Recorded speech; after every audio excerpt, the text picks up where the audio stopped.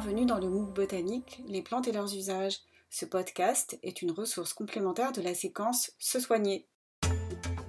Dans la vidéo du sujet 1 de la séquence Se soigner, il est question de plantes dont la vente ne peut se faire qu'en pharmacie alors qu'elle est interdite en herboristerie. On est allé voir Michel Bottineau pour en savoir un peu plus sur les raisons de ces restrictions. Il faut en revenir à la définition même du médicament. Qu'est-ce qu'un médicament ? C'est une substance qui présente des propriétés curatives ou préventives des maladies.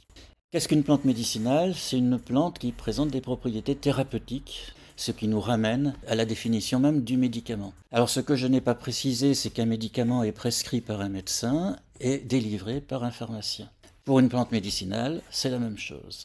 Sauf qu'il y a différents degrés de puissance d'action des plantes, et la pharmacopée, qui est le recueil de toutes les matières premières à propriété médicinale, la pharmacopée distingue deux groupes de plantes. Les plantes dont le rapport bénéfice-risque est négatif, ce sont les plantes toxiques dont je parlais tout à l'heure, qui sont éventuellement délivrables par un pharmacien sur prescription médicale, par exemple la teinture de belladone. Aujourd'hui, on ne voit plus ce genre de prescription. Et puis, il y a des plantes pour lesquelles le rapport bénéfice-risque devient positif et dont la vente est réservée aux pharmaciens. Donc, ça fait à peu près 300 plantes qui peuvent être délivrées par le pharmacien sans prescription médicale. Alors, par dérogation, ces plantes à bénéfice-risque positif pouvaient être vendues par les herboristes. Mais le diplôme d'herboriste a été supprimé en France en 1941.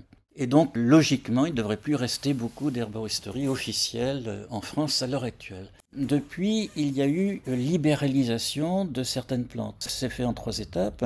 En 1960, 5 plantes ont été libéralisées, notamment la menthe, la verveine, l'oranger, le tilleul. Ensuite, il y a eu 40 de plantes qui ont été libéralisées, et puis à la fin, 140 plantes.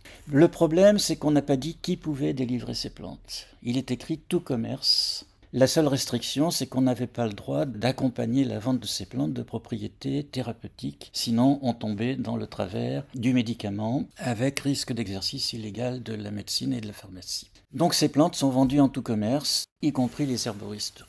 Il reste 200 plantes qui ne sont pas en vente libre et qui donc sont réservées à l'usage pharmaceutique.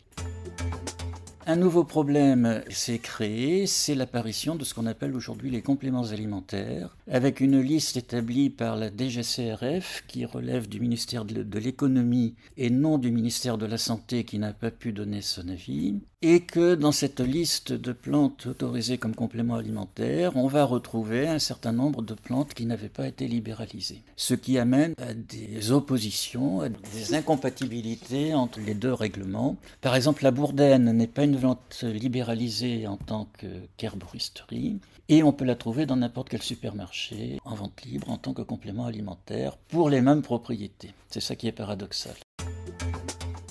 Merci Michel Bottineau.